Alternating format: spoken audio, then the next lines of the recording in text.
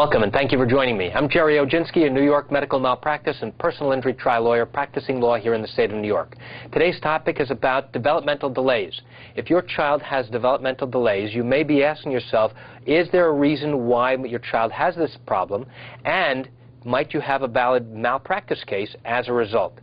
To answer your question, we need to know a number of things. Number one, what type of prenatal care did you have? Were there any complications that occurred during the course of your prenatal care? Once we know the answer to that, then I will ask you whether there were any complications during the course of your delivery. Was it a normal spontaneous vaginal delivery? Was it a C-section? Was it an operative delivery where they had to extract the baby with the means of either a suction device or with the use of forceps? And if so, what problems or complications did you suffer?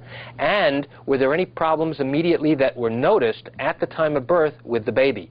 Did the baby have to be intubated? Did the baby need resuscitation? Was the baby taken to the neonatal intensive care unit, also known as the NICU? How long did the baby remain in the hospital afterwards? What problems did the baby have? And when for the first time did you first start to recognize that there were developmental delays? Has your pediatrician recommended that you take your child to see any specialist to evaluate his or her condition?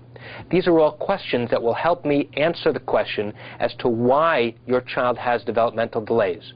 There are some situations which will cause brain injury to a baby during the course of delivery. Maybe they did not deliver a baby who was in distress, and as a result the baby suffered a lack of oxygen, known as hypoxia, or maybe even a total cutoff of oxygen, known as anoxia.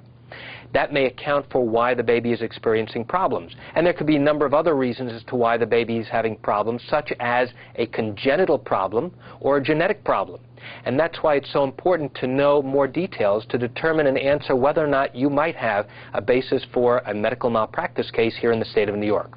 And that's it for today's video tip about developmental delays. Thank you for joining me. I'm Gerry Oginski. Have a great day. If you have additional questions about whether or not you think your baby might have been the victim of improper medical care and the developmental delays might be a result of improper care, pick up the phone and call me.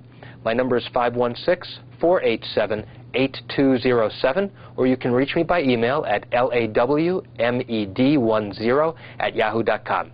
Have a great day.